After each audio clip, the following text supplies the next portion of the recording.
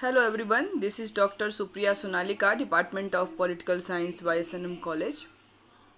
Dear students, very good morning to all of you. आज का जो हमारा क्लास है वो पीजी सेमेस्टर 2 के स्टूडेंट्स के लिए है और पीजी के कोर्स का जो पेपर 7 है India and the world post cold war era, Bharat और विश्व शीत युद्ध के युग के बाद, ये हमारा पेपर है। और इसके अंतर्गत आज हम लोग एक महत्वपूर्ण टॉपिक डिस्कस कर रहे हैं जो यूनिट 2 के अंतर्गत है। हमने अपने कल के क्लासेस में इस यूनिट को शुरू किया था लेकिन वो समाप्त नहीं हो पाया था। Determinants of Indian foreign policy, भारतीय विदेश नीति के निर्धारक तत्व हमने बताए थे आपको। और इसके दो तरह के निर्धारक तत्व होते हैं जिसमें हमने आंतरिक निर्धारक तत्वों की चर्चा हम लोग कर चुके थे। आज के हम क्लास में भारतीय विदेश नीति के बाह्य निर्धारकों की चर्चा करेंगे कि विदेश नीति में जो बाह्य निर्धारक होते हैं जैसे कि वैश्विक क्षेत्रीयता और ध्रुवीकरण आदि जो होते हैं उनका क्या इम्पैक्ट होता है किसी भी देश की फॉरेन पॉलिसी में। और इस तरह से हम लोग भारत के विदेश नीति में जो बाह्य निर्धारक हैं उनका क्या प्रभाव पड़ा है इसकी चर्चा हम लोग आज के अपने इस क्लास में करेंगे। तो जैसा कि हम जानते हैं कि किसी भी देश की विदेश नीति के निर्धारण में वहाँ की आंतरिक निर्धारकों का महत्वपूर्ण स्थान होता है, वहीं उनके बाह्य निर्धारकों का भी बहुत ही महत्वपूर्ण स्थान होता है, या यूँ कहें कि उनका स्थान कोई गौण नहीं होता, बहुत इम्पोर्टेंट होता है। तो इसमें अतिशयोक्ति नहीं होगी, बल्कि यह कहना सार्थक होगा कि देश की विदेश नीति के निर्धारण करते समय आंतरिक और बाह्य दोनों निर्धारकों को ध्यान में रखकर जो है वो विदेश नीति बनानी पड़ती है। और भारत भी इसका अपवाद नहीं है। भारत की विदेश नीति के निर्धारक जो तत्व हैं वो उसमें जो बाह्य निर्धारक तत्व हैं वो निम्न हैं, जिसमें पहला जो निर्धारक तत्व है वो है कि वैश्वीकरण या वैश्विक ग्लोबल। तो ये क्या है, ग्लोबल किस तरह से भारत की विदेश नीति को निर्धारण करने में उसकी मदद करता है, उसकी सहायता करता है, इसको हम देखेंगे। तो भूमंडलीय अथवा वैश्वीकरण वह प्रक्रिया है जिसमें संपूर्ण विश्व जो है सिमट कर एक हो जाता है वैश्वीकरण की प्रक्रिया के अंतर्गत, और एक देश की वस्तुओं और सेवाओं का दूसरे अन्य देशों में लेन देन होता है, जिससे राज्यों की सीमाएं बाधक नहीं होती, बल्कि इस भूमंडलीकरण के कारण अंतर्राष्ट्रीय निगमों और बहुराष्ट्रीय कंपनियां MNCs जो हैं ने कार्य करना प्रारंभ कर दिया है, जिससे अंतर्राष्ट्रीय आर्थिक लेन देन पर लगी रोक टोक जो है वो हटने लगी है, और विदेशी व्यापार के क्षेत्र में खुलापन और विदेशी निवेश के प्रति उदारता बढ़ी है। अब राष्ट्रों की भौगोलिक दूरियां जो हैं महत्वहीन होने लगी हैं और कोई भी राष्ट्र शेष दुनिया से कटकर जो है वो नहीं रह सकता इस वैश्वीकरण के युग में। और अंतर्राष्ट्रीय संगठनों के माध्यम से हो रहे विश्व परिवर्तन का भारतीय विदेश नीति से सीधा संबंध है। और बंदोपाध्याय के अनुसार भारतीय राजनीतिक परंपराओं और राष्ट्रीय हितों के मद्देनज़र इसे तीसरी दुनिया के देशों के साथ मिलकर एक नई व्यवस्था की स्थापना के लिए संघर्ष करना चाहिए। और यदि हम भारत की राजनीतिक परंपराओं पर दृष्टि डालें तो पता चलता है कि यह हमेशा एक शांतिपूर्ण, अहिंसावादी और समान विश्व संरचना का पक्षधर रहा है। और इसके अलावा भारत के स्वतंत्रता संग्राम के मूल्यों एवं संयुक्त राष्ट्र संघ के उद्देश्यों में भी समन्वय दिखाई देता है। इसी प्रकार अगर राष्ट्रीय हितों के संदर्भ में भारत अंतर्राष्ट्रीय संघों की गतिविधियों में निरंतर भाग लेता रहता है तथा हमेशा अग्रिम इसमें रहा है, अग्रिम भूमिका इसकी रही है।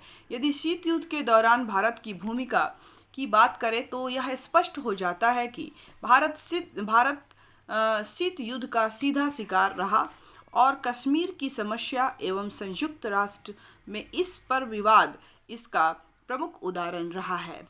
भारत की सुरक्षा संबंधी विषय जैसे हिंद महासागर को शांति क्षेत्र बनाना भी प्रत्यक्ष रूप से शीत युद्ध की गतिविधियों से बहुत जो है वो प्रभावित हुए हैं और इस प्रकार भारत द्वारा संयुक्त राष्ट्र संघ के औपनिवेशवाद, रंग भेद, जातिवाद, नौ राष्ट्रों की स्वतंत्रता, प्रभुसत्ता एवं समानता की बात कहने को शीत युद्ध कालीन राजनीति ने बहुत ही प्रभावित किया है। इसके अलावा कुछ अन्य मुद्दे, महत्वपूर्ण मुद्दे जैसे नई विश्व व्यवस्था की स्थापना के पीछे भी इन बड़ी शक्तियों का हाथ रहा है। यद्यपि भारत ने हमेशा संयुक्त राष्ट्र में एक तटस्थ एवं वस्तुनिष्ठ भूमिका निभाने का प्रयत्न किया है, लेकिन बड़ी ताकतों ने इसका विरोध किया तथा अनेक बार तो दूसरी शक्तियों का पिछलग्गू कहकर भारत द्वारा उठाए गए महत्वपूर्ण मुद्दों पर गंभीर विचार करने से इनकार कर दिया है। यह स्थिति शीत युद्धोत्तर काल में बनी रही। सिर्फ वाद विवाद के मुद्दे बदले खाड़ी युद्ध से लेकर संयुक्त राष्ट्र की भूमिका पर भी प्रश्न चिन्ह लग गया और इसके साथ ही यह बात भी जोर पकड़ने लगी कि नवीन परिवेश में अब संयुक्त राष्ट्र के नए अध्याय चैप्टर जो 6 है, शांतिपूर्ण तरीकों के स्थान पर अध्याय 7 दंडात्मक कार्रवाई का अत्यधिक जो है वो प्रयोग होगा। अतः महासभा की अपेक्षा सुरक्षा परिषद अधिक महत्वपूर्ण होगी। अतः भारत द्वारा उठाए जा रही सुरक्षा परिषद के प्रजातंत्रीकरण की मांग और जोर पकड़ ली और संयुक्त राष्ट्र को सुचारू रूप से चलाने के लिए उसके आर्थिक स्वरूप का उचित होना अनिवार्य था। परंतु बड़ी शक्तियों का इस विषय में रवैया जो था वो बिल्कुल अनुकूल नहीं था और इसकी झलक जो है 1996 के संयुक्त राष्ट्र के उस अंशदान देने से के दृष्टिकोण से स्पष्ट होता है। संयुक्त राष्ट्र अपने अंशदान के रूप में राष्ट्रों से $2.9 बिलियन की राशि का लेनदार है और इसमें से सर्वाधिक कर्जदार बड़ी शक्तियां हैं जैसे अमेरिका का है 1.7 बिलियन डॉलर, जापान का 128 बिलियन, जर्मनी 50 मिलियन डॉलर और जबकि रूस अपनी अर्थव्यवस्था के बावजूद जो है वो 3.3 मिलियन डॉलर हाल ही के जो वर्ष में 400 मिलियन का अपना अंशदान एवं भारत में गरीबी के बावजूद यहाँ पे 3.3 मिलियन डॉलर का अंशदान दिया हुआ है। और इसी तरह के साथ जुड़ी समस्या संयुक्त राष्ट्र शांति सेना भेजने की भी है और शीत युद्धोत्तर काल में इसकी संख्या बढ़ गई है तथा विकसित राष्ट्र चंदा देने से जो है वो कतरा रहे हैं और इस प्रकार संयुक्त राष्ट्र के समक्ष इस नई व्यवस्था में नई चुनौतियां भी आ रही हैं जिनका प्रभाव भी भारतीय विदेश नीति पर पड़ा है।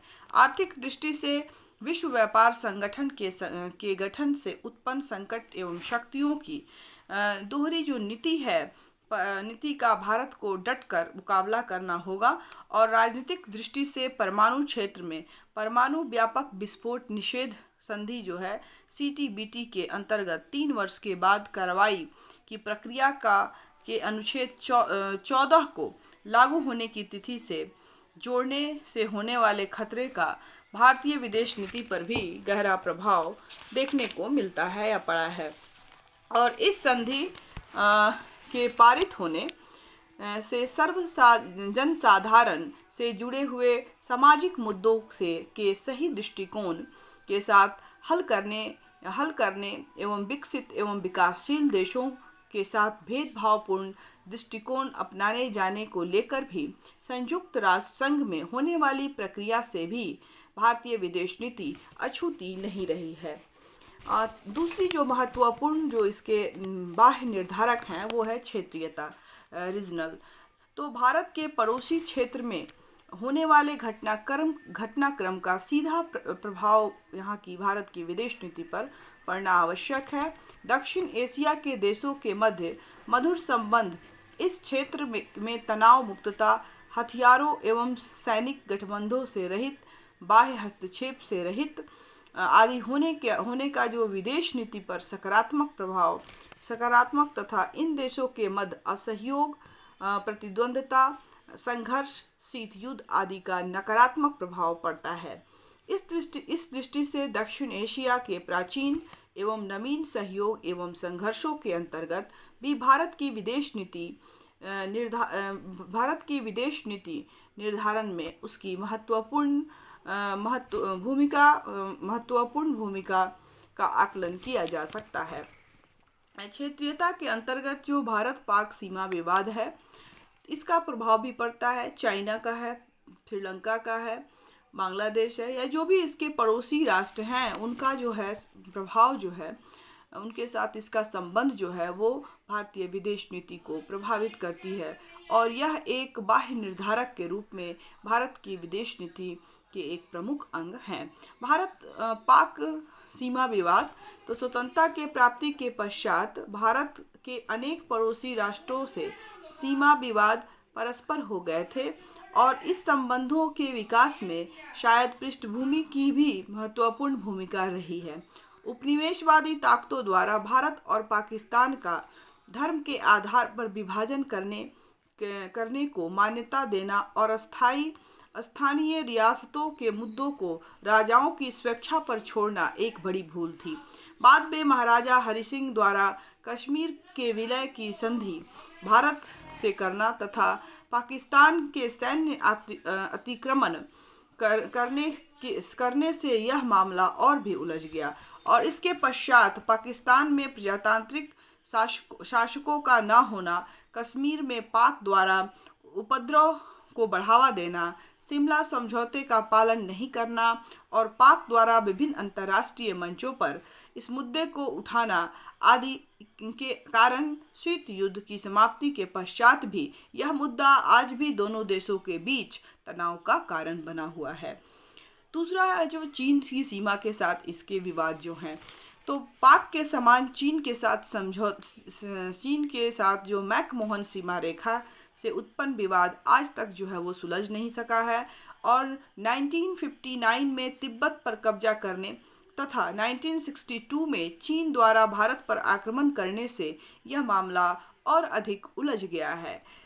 14 वर्ष के अंतराल के बाद 1976 में पुनः राजदूत नियुक्त करने के संबंधों की पुनः स्थापना हुई, परंतु संबंधों के विशेष सुधार दिसंबर 1988 से 8 की राजीव गांधी की चीन यात्रा से हुआ, जिसमें अन्य समझौते के साथ साथ संयुक्त कार्यदल के गठन के विषय में समझौता हुआ, जो सीमा विवाद के समाधान हेतु सुझाव देगा। इसके बाद 1991 में चीन के प्रधानमंत्री ली पेन ने भारत की तथा 1993 में पीवी नरसिम्हा राव की चीन यात्रा की। अंतिम यात्रा के दौरान जो समझौता हुआ उसके अनुसार दोनों देश सीमा विवाद हल होने तक वास्तविक नियंत्रण रेखा को अपनी अपनी सीमाएं मानेंगे। तो ये मुद्दा भी जो है भारत की विदेश नीति को प्रभावित करता है। तीसरा जो है श्रीलंका और भारत का विवाद, तो भारत को विरासत स्वरूप एक दूसरा महत्वपूर्ण तत्व अपने पड़ोसी देशों से जातीय समस्या जो है वो प्राप्त हुई है और भारत व श्रीलंका में स्वतंत्रता से आज तक तमिल लोगों की समस्या से जूझना पड़ रहा है उन्हें। और दोनों देशों के बीच इस संदर्भ में हुए 1954 के नेहरू कोटेलवाला संधि, 1964 के शास्त्री श्रीमायो भंडारके संधि एवं इंदिरा गांधी भंडारके संधि 1974 के विपरीत तमिल शरणार्थियों की समस्या का अस्थायी हल नहीं निकल सका है। और उसके पश्चात 1970 में के दशक में एलटीटीई की उत्पत्ति तथा उनके द्वारा अलग तमिल राज्य की मांग को लेकर दोनों देशों में अविश्वास का वातावरण निरंतर बना रहा है। और अंततः 29 जुलाई 1987 को भारत श्रीलंका समझौता हुआ और इसके अंतर्गत भारतीय सेना IPKF श्रीलंका भेजी गई। लेकिन इस प्रक्रिया से दोनों देशों में तनाव घटने के बजाय और भी बढ़ गया और इसलिए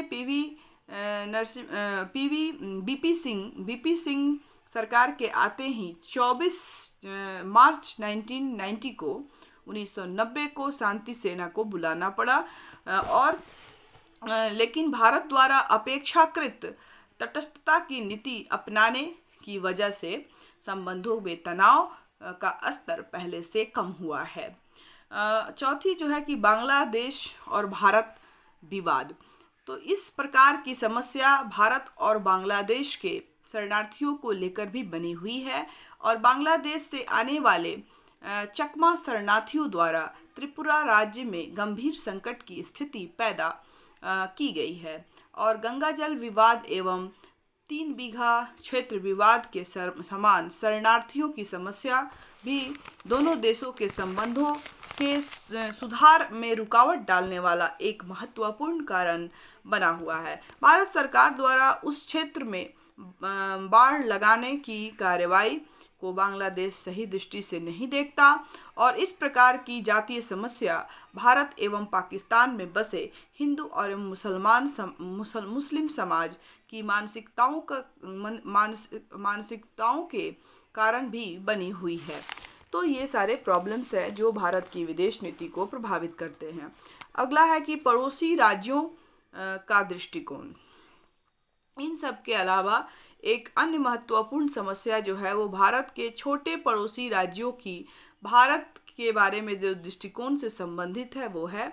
और भारत का क्षेत्रफल, जनसंख्या, सैन्य क्षमता, औद्योगिक विकास, आर्थिक परिवर्तन आदि उसके पड़ोसी राज्यों के लिए भय का सूचक बनी हुई है। और इसके पड़ोसी देश, विशेषकर छोटे राज्य, इन तत्वों को भारत का दक्षिण एशिया पर प्रभुत्व जमाने वाला शक्तिशाली या शक्ति के रूप में देखते हैं। और भारत द्वारा इन देशों के साथ संधियां एवं समझौते को लेकर समय समय पर इन देशों में भारत की नीतियों के प्रति संशय उत्पन्न हुई हैं। और इसके अलावा निकट भूतकाल में भारत द्वारा उठाए गए 2 कदम, श्रीलंका में शांति सेना भेजना जो 1987 में हुई एवं मालदीव में सैन्य हस्तक्षेप जो 1989 में भारत की क्षेत्रीय प्रभुत्व वाले राष्ट्र की छवि को और स्पष्ट रूप से सिद्ध कर किया है। और तीसरा 1983 से भारत सरकार द्वारा चलाए जा रहे एकीकृत निर्देशित प्रक्षेपास्त्र कार्यक्रम जो इंटीग्रेटेड गाइडेड मिसाइल प्रोग्राम के अंतर्गत पृथ्वी, अग्नि, आकाश, नाग एवं त्रिशूल प्रक्षेपास्त्रों के प्रयोग से उनकी भारत की सैन्य हस्तक्षेप वाली धारणाओं को अधिक बल मिला है। लेकिन उपरोक्त नकारात्मक दृष्टिकोण भारत के विषय में के साथ साथ इस क्षेत्र में कुछ सकारात्मक भी कार्य हुए हैं और इन सभी राज्यों ने मिलकर दक्षेश जो है सार्क जिसको कहते हैं की स्थिति को और अधिक सुदृढ़ किया है। और एक तरफ विभिन्न सम्मेलनों के माध्यम से आपस में सभी राष्ट्रों के लिए कुछ विषयों पर आम सहमति और आचार संहिता बनाई गई है, तो दूसरी ओर आर्थिक क्षेत्र में महत्वपूर्ण उपलब्धियां प्राप्त हुई हैं। 1991 और 1993 में के सम्मेलनों में प्रस्तावित दक्षिण एशिया व्यापार वरीयता क्षेत्र स्थापित करने की बात को साउथ एशियन प्रेसिडेंशियल ट्रेनिंग और अरेंजमेंट जो है, साप्ता जिसका नाम है, बनाकर एक व्यवहारिक रूप दिया गया है। और 14 मई 1997 को माले में संपन्न हुए नॉर्वे सार्क सम्मेलन में इस आशा का समझौता हो गया है कि ये सातों देश दक्षेस के माध्यम से 2000 तक अपनी अधिक से अधिक सन 2005 तक साप्ता को लागू कर इन क्षेत्रों में मुक्त व्यापार व्यवस्था को लागू कर देंगे और इस प्रकार आर्थिक सहयोग के प्रति वचनबद्धता विभिन्न द्विपक्षीय संघर्ष के मुद्दों को गौण कर देती है। तब भारत और इस क्षेत्र में के देशों में अधिक जो है वो सहयोग को बढ़ावा देगा। परंतु इसका आशय यह नहीं लगाना चाहिए कि क्षेत्रीय वातावरण भारतीय विदेश नीति के एक पक्ष में है। अभी भी बहुत सारे महत्वपूर्ण मुद्दे हैं जिनके समाधान से ही भारत अपने क्षेत्रीय परिवेश को अपने अनुकूल बना सकता है। इसमें सर्वप्रथम भारत पाक संबंधों की बिगड़ती हुई स्थिति, इसके अलावा परमाणु अप्रसार संधि, क्षेत्रीय परमाणु रहित शांति क्षेत्र घोषित करना, द्विपक्षीय सीमा, जल एवं जातीय विभेद, आपसी अविश्वास आदि तत्वों के सुधार पर भी है। भारतीय विदेश नीति के निर्धारक में इन तत्वों के प्रभाव की मात्रा निर्भर करती है और इस तरह हम देखते हैं कि भारत के बाह्य जो निर्धारक तत्व हैं उनमें जो यहाँ की क्षेत्रीयता है उसका बहुत इम्पोर्टेंट रोल होता है। इसके बाद जो तीसरी महत्वपूर्ण जो बात है, इसके आंतरिक जो निर्धारक है वो है द्विध्रुवीय, बाइलेटरल। तो ये क्या है? तो द्विध्रुव का अर्थ है महान या उच्च शक्ति, ग्रेट और सुपर पावर है। अर्थात ध्रुवीकरण की परिभाषा देते हुए रॉबर्ट ई आसगुड तथा रॉबर्ट डब्ल्यू टकर ने कहा है कि ध्रुवीकरण व्यवस्था से हमारा अभिप्राय सैन्य शक्ति के केंद्रों से है, चाहे व्यक्तिगत राज्य हो या साझी राज्य व्यवस्था, जो विश्व के कड़े भागों में शक्ति संतुलन को प्रभावित करने की क्षमता रखते हैं, तो स्वतंत्र रूप में दूसरे राज्यों के हितों से भी भिन्न अनिवार्य हितों के समर्थक के लिए वचनबद्ध हों तथा जो दूसरे केंद्रों पर निर्भर न रहकर स्वयं युद्ध कर सकते हैं। तो ये सारी जो बातें हैं उसका है। द्विध्रुवीकरण का क्या अर्थ है? तो ध्रुवीकरण जो व्यवस्था का अर्थ है वह व्यवस्था जिसमें दो महाशक्तियों का अस्तित्व हो और इस व्यवस्था में दो प्रतिपक्षी राज्य या ब्लॉक होते हैं जो एक दूसरे को अपना शत्रु समझते हैं। प्रत्येक गुट दूसरे की शक्ति और प्रभाव को सीमित करने और शक्ति को बढ़ाने के लिए इच्छुक रहता है।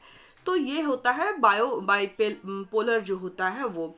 अब है कि युद्धोत्तर काल में द्विध्रुवीय स्थापित होने के कारण क्या थे? युद्धोत्तर काल के बाद जो इसकी स्थापना, तो इसके बहुत सारे कारण थे, जिसमें जो पहला कारण है कि महाशक्तियों की शक्ति में कमी। तो द्वितीय विश्व युद्ध से पूर्व 7 महाशक्तियां थीं, Italy, Germany, France, Australia, England, America और सोवियत संघ। इनमें युद्ध के पश्चात जर्मनी, इटली तो पराजय के कारण बुरी तरह से बिखर गए, परंतु मित्र राष्ट्रों की विजय के बाद जनधन की बहुत हानि हुई और केवल अमेरिका और सोवियत संघ ही शक्तिशाली राज्य जो है वो बने रहे इन 7 देशों में से। दूसरा जो था कि अमेरिकी अलगाववाद का अंत जो था, तो अमेरिका का नारा था कि अमेरिका फॉर अमेरिकन्स, तो अर्थात अमेरिका केवल अमेरिकनों के लिए है।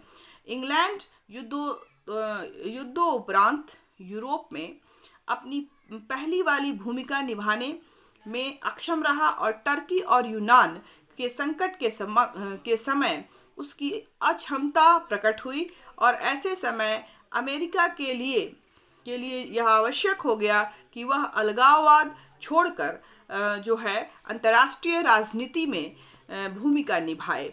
और तीसरा जो महत्वपूर्ण जो द्विध्रुवीकरण का होने का कारण रहा वो था कि राजनीति एवं आर्थिक क्षेत्र में प्रतिस्पर्धा का विशिष्ट भावना। साम्यवादी सोवियत रूस तथा लोकतांत्रिक अमेरिका के मध्य जो राजनीतिक तथा आर्थिक प्रतियोगिता की विशिष्ट भावना मौजूद थी, उसमें दोनों को अंतर्राष्ट्रीय राजनीति में एक दूसरे के बढ़ते हुए संतुलन के कारण संतुलित करने के लिए विश्व राजनीति में अपना प्रभाव बढ़ा रहे थे। तो ये भी एक महत्वपूर्ण कारण था जो कि ध्रुवीकरण को बढ़ावा मिला और ध्रुवीकरण युद्धोत्तर के काल में द्वि ध्रुव में जो है विश्व जो है वो बट गया। एक तरफ लोकतांत्रिक जो था खेमा और दूसरी तरफ सोवियत रूस का साम्यवादी खेमा, और इसका भी असर जो है कि भारत की विदेश नीति में हमें देखने को मिलता है। चौथा जो महत्वपूर्ण जो इसके निर्धारक तत्व हैं, भारत की विदेश नीति के बाह्य निर्धारक तत्व हैं, वो हैं शीत युद्ध तथा समझौते की राजनीति। तो अमेरिका और सोवियत संघ शीत युद्ध अमेरिका और सोवियत रूस में शीत युद्ध छिड़ गया, कोल्ड वॉर छिड़ गया, और जिसके परिणाम स्वरूप दोनों शक्तियों ने अपने समर्थकों की संख्या बढ़ानी शुरू कर दी, और पूर्वी यूरोप में सोवियत संघ ने और पश्चिमी यूरोप में अमेरिका ने अपनी अपनी विचारधारा का प्रचार किया, और जिससे अंतर्राष्ट्रीय राजनीति में द्विध्रुवीय व्यवस्था स्थापित होने के लिए अवसर प्राप्त हुए। पांचवा जो महत्वपूर्ण निर्धारक है, बाह्य निर्धारक भारतीय विदेश नीति का, वह है परमाणु शस्त्र होड़, जो न्यूक्लियर आर्म रेस था वो। तो सोवियत संघ का परमाणु शक्ति संपन्न हो जाना ही विश्व में द्विध्रुवीय व्यवस्था को बढ़ाने के लिए उत्तरदायी था। विश्व के अनेक देशों ने अपने आप को अमेरिका या सोवियत संघ के खेमे में जोड़ दिया था। अमेरिका ने साम्यवाद को नियंत्रण करने के लिए सोवियत संघ में साम्यवाद के प्रचार के लिए कार्य किया। सोवियत संघ ने साम्यवाद के प्रचार के लिए काम किया, तो वहीं अमेरिका ने अपने लोकतांत्रिक जो उसका जो प्रसार था उसका प्रसार किया। और उपरोक्त इन कारणों से अंतर्राष्ट्रीय राजनीति में ध्रुवीय व्यवस्था स्थापित हो गई, और द्विध्रुवीय व्यवस्था के जो प्रकार थे उसमें बहुत सारे प्रकार बताए गए हैं, और स्वीटी वेजन और रोजेन ने और वाल्टर एंड जोन्स ने जो बताए हैं प्रकार, वो है कि कठोर द्विध्रुवीय व्यवस्था। द्वितीय विश्व युद्ध के पश्चात सोवियत संघ और संयुक्त राज्य अमेरिका दो महान शक्तियों के रूप में उभर कर सामने आए।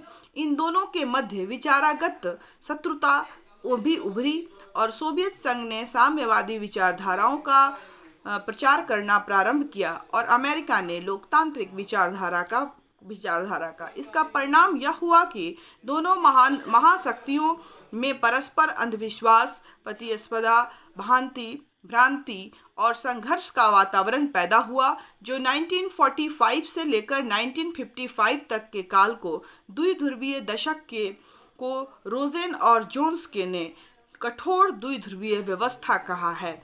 और इस काल में अधिकांश राज्य इन दोनों महाशक्तियों में से किसी एक पर निर्भर होते जा रहे थे, और गुटनिरपेक्ष देश अपनी तटस्थता के लिए संघर्ष कर रहे थे।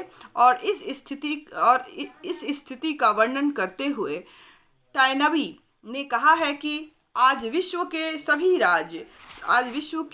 सभी दूसरे राज्य किसी न किसी सीमा तक आश्रित हैं, और इनमें से ज़्यादातर अमेरिका पर आश्रित हैं तथा कुछ सोवियत संघ पर, परंतु कोई भी इन दोनों में से किसी एक से पूर्ण स्वतंत्र नहीं है। और अंतर्राष्ट्रीय राजनीति में 1945 से 1955 तक के काल में सोवियत संघ और अमेरिका केवल दो आणविक शक्तियां थीं।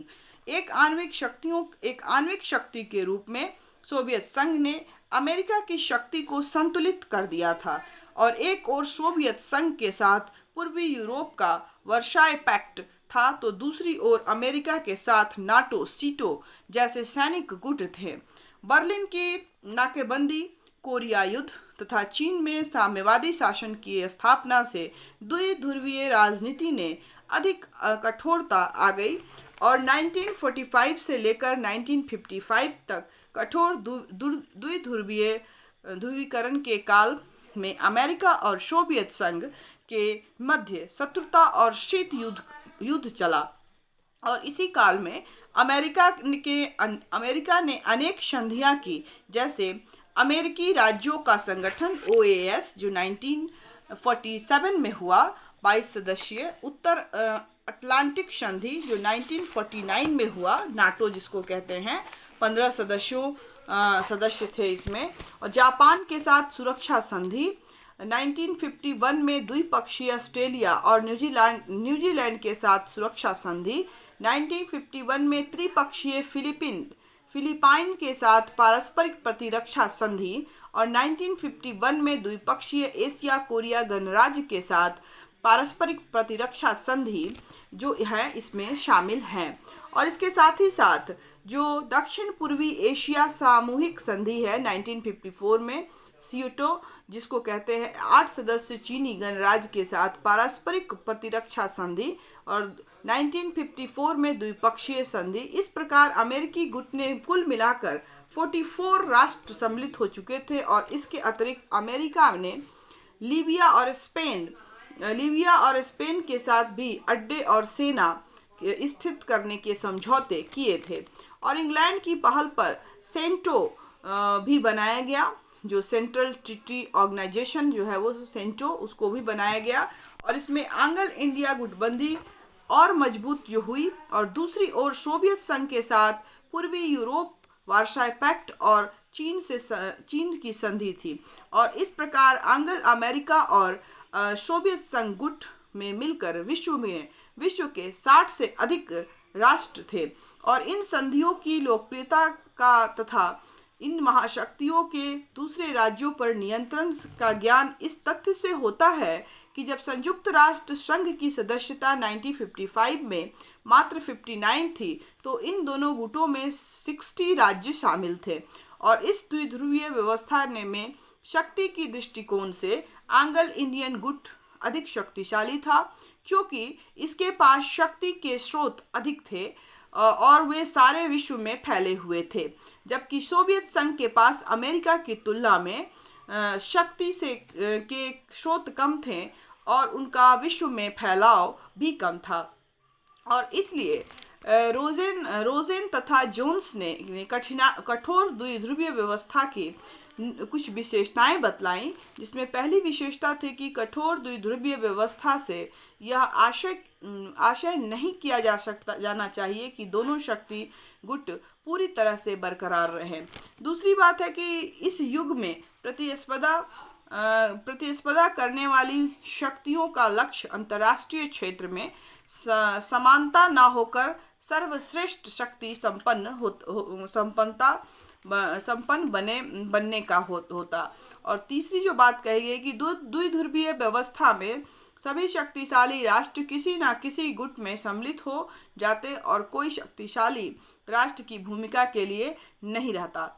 और चौथी जो बात कही गई कि इस द्विध्रुवीय व्यवस्था में एक गुट दूसरे गुट को समाप्त करना चाहता था।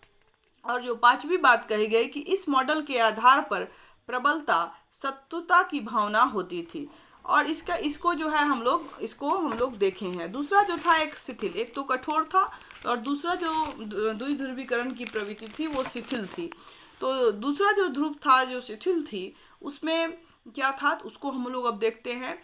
तो जो शिथिल द्विध्रुवीय व्यवस्था थी, मतलब द लूज बाइपोलर सिस्टम जो था, अंतर्राष्ट्रीय राजनीति में 1955 के पश्चात द्विध्रुवीय व्यवस्था में कठोरता के स्थान पर वहाँ शिथिलता आने लगी और दोनों ही गुट के सदस्य देशों में मतभेद उभरने लगे। देशों में आपस में अविश्वास बढ़ने लगा और पूर्वी यूरोप के देशों में सोवियत संघ के प्रति असंतोष बढ़ने लगा और यूगोस्लाविया 1950 के आसपास ही सोवियत संघ से पृथक हो चुका था। 1956 से 57 में पोलैंड और हंगरी ने सोवियत संघ के विरुद्ध उपद्रव रहा और 1960 में चीन और सोवियत संघ में मतभेद उभरने लगे और इस प्रकार अमेरिकी गुट में भी टूटन शुरू हो गई, वो भी टूटने लगा।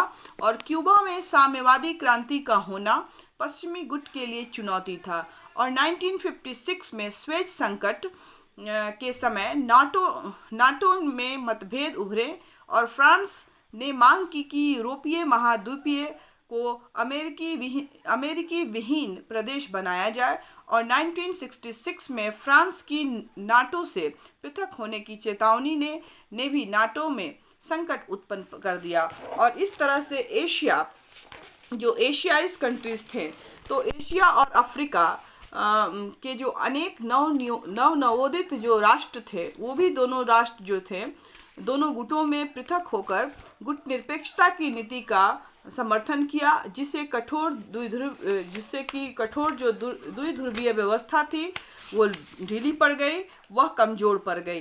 तो इस तरह से जो है रोजिन तथा जोन्स ने इसको बताया है कि किस तरह से जो स्ट्रॉन्ग द्विध्रुवीय व्यवस्था थी और एक जो थी वो शिथिल द्विध्रुवीय व्यवस्था का चित्रण उन्होंने किया है। और ये सभी जो है भारत के बाह्य निर्धारक तत्वों में इसमें शामिल थे। और डॉक्टर के पी मिश्रा ने ध्रुवीकरण की स्थिति का विश्लेषण करते हुए लिखा है कि ये दो खेमे भी कभी उतने एकात्मक नहीं रहे जितने कि ये कागज पर दिखाई देते हैं। दोनों की अंदरूनी एकता में तनाव के बिंदु हमेशा मौजूद रहे। राष्ट्रीय हित, नीतिगत जो मतभेद हैं या पारस्परिक ईर्ष्या और घृणा, व्यक्तिगत संघर्ष तथा सैद्धांतिक द्वंद्व के चलते दोनों खेमे में कई दरारें पड़ चुकी थी और निर्णायक संघर्ष में वे साथ बने रहेंगे। यह भविष्यवाणी आज कोई भी विश्वास के साथ नहीं कर सकता है। जैसे कि फ्रांस के भूतपूर्व राष्ट्रपति द गाल ने कहा था कि कोई भी राष्ट्र दूसरे के लिए मरने को तैयार नहीं है। तो ये बात वहाँ के राष्ट्रपति गाल ने कही थी। दूसरा जो इसके अंतर्गत जो एक बात आती है कि शीत युद्ध का काल और भारत, जो मतलब ये काल जो था 1947 का था और 1991 का। तो द्वितीय विश्व युद्ध के परिणाम स्वरूप दो महाशक्तियों का उदय हुआ और शेष यूरोप की शक्तियां गौण हो गई। और दूसरी ओर जो है बहुत बड़ी संख्या में अफ्रीका और एशिया के देशों में राष्ट्रीय आंदोलनों के परिणाम स्वरूप नवीन राष्ट्रों का उदय हुआ और इन घटनाओं के अंतर्राष्ट्रीय मंच पर शीत युद्ध का प्रारंभ हुआ और जिसके अंतर्गत दोनों महाशक्तियों ने अपनी अपनी विचारधारा एवं गुटों में सम्मिलित करने हेतु नवोदित राष्ट्रों पर अपना प्रभुत्व जमाने का प्रयास शुरू कर दिया और इसके परिणाम स्वरूप सैन्य संगठनों का दौर शुरू हुआ। और इस विषय में अमेरिका द्वारा बहुपक्षीय गठबंधन जैसे सेंटो, सीटो, नाटो तथा द्विपक्षीय समझौते जैसे अमेरिका पाक सैन्य समझौता 1948 गठबंधन उल्लेखनीय है।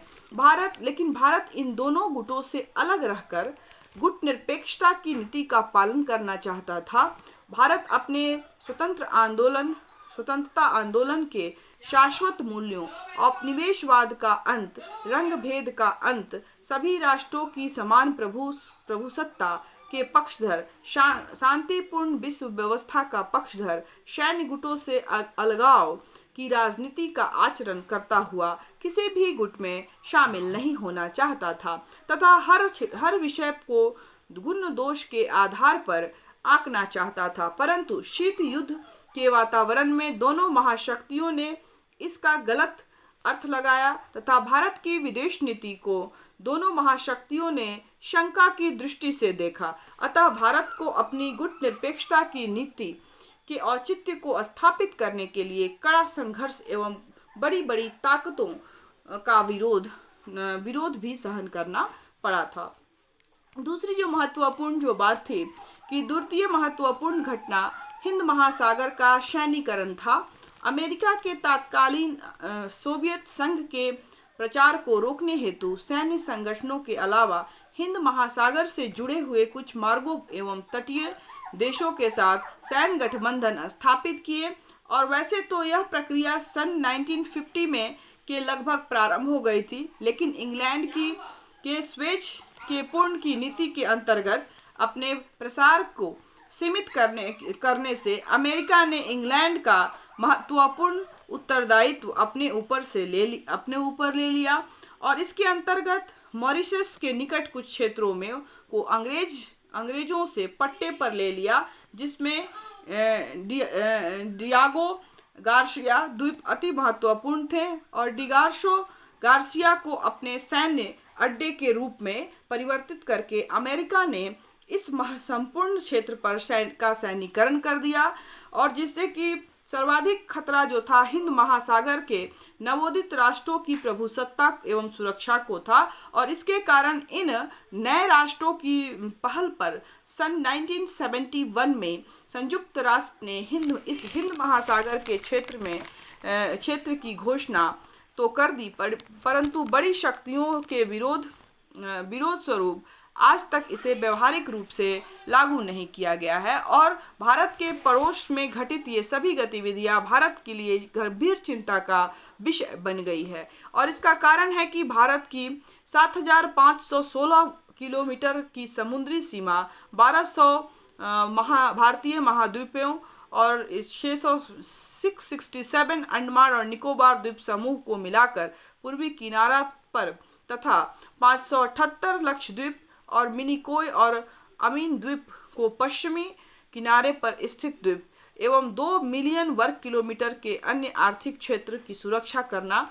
इसको पड़ता है और इसके अतिरिक्त भारत की लगभग 97% जो व्यापार है वो व्यापार समुद्र मार्ग से होता है और अतः भारत के इस क्षेत्र को सामरिक दृष्टि से महाशक्तियों के संघर्ष से मुक्त कराने हेतु कड़ा संघर्ष करना पड़ रहा है, क्योंकि इस क्षेत्र में होने वाले घटनाक्रम का सीधा प्रभाव भारत की सुरक्षा एवं प्रभुसत्ता पर पड़ता है। तो ये भी एक महत्वपूर्ण मुद्दा है जो कि हिंद महासागर का जो मुद्दा है। तीसरा जो महत्वपूर्ण घटना है कि भारत सोवियत संघ की 1971 की मैत्री संधि रही है और यह संधि दोनों देशों की मजबूरियों के आधार पर अगस्त 1971 में हुई, जबकि मूल रूप में पूर्व सोवियत संघ भारत के साथ इस प्रकार का गठबंधन 1969 की ब्रेजनेव के एशिया की सामूहिक सुरक्षा के अंतर्गत करना चाहा था, जिसे भारत ने विनम्रता से इनकार कर दिया था। और इसके बाद जो एक और घटना है वो शीत युद्ध की अवधि में विशेषकर 1970 के पश्चात परमाणु प्रसार के विषय में भी भारतीय विदेश नीति को अत्यधिक प्रभावित किया है और 1971 में जो भारत की जो परमाणु नीति है, परमाणु और प्रसार संधि जो था एनपीटी के लागू होने पर भारत द्वारा उस पर हस्ताक्षर न करने पर आज तक भारत पर परमाणु शक्तियों के तनाव का मुख्य कारण है और विशेषतर 1974 में जब भारत द्वारा शांतिपूर्ण उद्देश्य के लिए परमाणु विस्फोट किए गए से स्थिति और भी गंभीर हो गई। और हालांकि भारत के विगत 24 वर्षों के इतिहास में यह बात स्पष्ट हो गई है कि परमाणु परीक्षण के बाद भी भारत किसी भी परमाणु हथियार बनाने के पक्षधर में नहीं रहा है। तो ये चीज़ें हैं। उसके बाद जो एक और इम्पोर्टेंट बात आती है जो प्रभावित करती है या निर्धारक है भारत की विदेश नीति का और उसके बाह्य निर्धारकों में महत्वपूर्ण जिसका स्थान है वो है शीत युद्धोत्तर काल और भारत, जिसमें 1991 से लेकर आज तक जो है उसकी नीति है उसके बारे में बताया गया है। तो 1989 से 91 में घटित पूर्व यूरोप के घटनाक्रम तथा अंततः 1991 में सोवियत संघ का विघटन के परिणाम स्वरूप शीत युद्ध का अंत अवश्य हो गया, लेकिन अब भी समस्त राष्ट्रों के लिए समानता एवं प्रभुसत्ता पर आधारित न्यायोचित विश्व व्यवस्था स्थापित नहीं हो पाई है और अतः भारतीय विदेश नीति का नकारात्मक एवं सकारात्मक पक्ष अपने परिवर्तित रूप में उसी रूप से अभी भी विद्यमान है। और इसमें जो है सर्वप्रथम परिवर्तन हुआ महाशक्तियों के विषय में। सोवियत संघ के विघटन का जो एक लंबा अध्याय, जो एक लंबे समय 1954 से 1991 तक चला, विशेषकर मंत्री एवं संधिवाद जो था वो समाप्त हो गया। दूसरा है कि नई विश्व व्यवस्था में एक महत्वपूर्ण परिवर्तन राजनीतिक मुद्दों के महत्व का समाप्त होना तथा आर्थिक मुद्दों को वरीयता प्रदान करना, शीत युद्ध रूपी विचारधाराओं के संघर्ष में संपूर्ण विश्व का एक हो गया है। और इस तरह से शीत युद्धोत्तर काल में भारत की विदेश नीति में बहुत समय तक उपेक्षित क्षेत्र पर अब विशेष रुचि लेना प्रारंभ कर दिया है। और 1991 के बाद विदेश नीति को पूर्व की ओर झुकाव की संज्ञा दी जा रही है। और इसके अंतर्गत जापान, ताइवान, कोरिया आदि के साथ भारतीय विदेश नीति का मुख्य आकर्षक दक्षिण पूर्व एशिया रहा है। और नवीन विश्व व्यवस्था में सामरिक, व्यापारिक एवं राजनीतिक कारणों से यह क्षेत्र भारत के लिए अत्यंत महत्वपूर्ण बन गया है। और इसलिए जनवरी 1992 में भारत इस क्षेत्र के प्रमुख आर्थिक संगठन आसियान का क्षेत्रीय वार्ताकार सहयोगी बना, और जिसके अंतर्गत 4 विषयों व्यापार, पूंजी निवेश, विज्ञान तथा तकनीकी तथा पर्यटन पर भारत इन देशों के साथ वार्तालाप में भागीदारी बना। और अंततः दिसंबर 1995 को पूर्ण वार्ताकार सहयोगी बना। और केवल आर्थिक क्षेत्र में ही नहीं अपितु सामरिक क्षेत्र में भी भारत इन देशों के साथ बातचीत में बराबर का हिस्सेदार है, क्योंकि उपरोक्त स्थिति के परिणाम स्वरूप भारत 23 जुलाई 1996 को आसियान क्षेत्रीय मंच का भी सदस्य बन गया था। लेकिन उपरोक्त के बाद भी दोनों क्षेत्रों में सामरिक एवं अन्य हितों में अंतर है। और इसलिए हमें अपनी पिछली गलतियों का प्रायश्चित करने के उद्देश्य से इन राष्ट्रों से मित्रता, विशेषकर सामरिक जल्दीबाजियां बिना सोचे विचारे नहीं करनी चाहिए, क्योंकि 21वीं सदी में एशिया प्रशांत का यह क्षेत्र सामरिक एवं आर्थिक रूप से प्रमुख केंद्र बिंदु होगा या है। तो ये थी भारत के विदेश नीति के बाह्य निर्धारक जो तत्व थे। उसमें हमने देखा कि किस तरह से जो बाह्य निर्धारक तत्वों की भूमिका महत्वपूर्ण होती है, जिसमें हमने चर्चा की कि वैश्विक जो ग्लोबलाइजेशन है, ग्लोबल जो अभी जो सिनेरियो है उस समय का, उसको किस तरह से भारत पर इम्पैक्ट डाला। उसके बाद क्षेत्रीयता और सभी देशों के साथ, अपने पड़ोसी देशों के साथ संबंध। उसके बाद जो द्विध्रुवीय व्यवस्था, विश्व व्यवस्था आई, उसने किस तरह से भारत की विदेश नीति को प्रभावित किया। और उसी के अंतर्गत जो है शीत युद्ध का काल, इसके द्वारा भी हमने देखा। और शीत युद्ध से लेकर होने के बाद से लेकर आज तक जो था, क्या क्या परिवर्तन आए और किस तरह से इन बाह्य निर्धारकों का भारत की विदेश नीति में गहरी छाप देखने को हमें मिलती है। वो हमें ये चीज़ें को जानने के बाद ये चीज़ समझ में आ रही है कि जो भारत की विदेश नीति है वो आंतरिक निर्धारकों के साथ साथ बाह्य निर्धारकों की भी इसमें अहम भूमिका रही है भारत की विदेश नीति के अंतर्गत। तो ये था हमारा आज का क्लास। इससे रिलेटेड जो कुछ प्रश्न आते हैं कि भारतीय विदेश नीति के निर्धारक तत्वों की चर्चा करें। जनरल एक क्वेश्चन आ सकता है जिसमें आपको दोनों के बारे में थोड़ा थोड़ा बताना है शॉर्ट करके, चूँकि आप पीजी में हैं तो थोड़ा आपको जानना होगा। और अगर आप शॉर्ट में भी आ सकता है, जैसे कि बाह्य निर्धारकों की चर्चा करें, आंतरिक निर्धारकों की चर्चा करें, या भारत के पड़ोसी राज्यों के प्रति भारत का क्या दृष्टिकोण है इसकी चर्चा करें।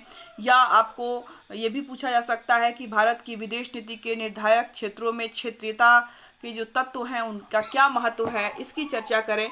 तो इस तरह से कुछ कुछ क्वेश्चंस बनते हैं जो इम्पोर्टेंट हैं। और इसमें निर्धारक तत्व, चूँकि ये बहुत ही इम्पोर्टेंट है टॉपिक, और इससे कुछ एक क्वेश्चन तो आता ही है, तो इसलिए आप इसको अच्छे से पढ़ें। कहीं भी समझ में नहीं आ रही है, कोई प्रॉब्लम है तो आप मुझसे पूछ सकते हैं, और अपने कमेंट भी कमेंट बॉक्स में जाके छोड़ सकते हैं। आज का क्लास हम लोग यहीं समाप्त करते हैं। नए टॉपिक के साथ बहुत जल्द हम फिर मिलेंगे आपसे। तब तक के लिए घर में रहें, सुरक्षित रहें, पढ़ते रहें। Thank you all of you.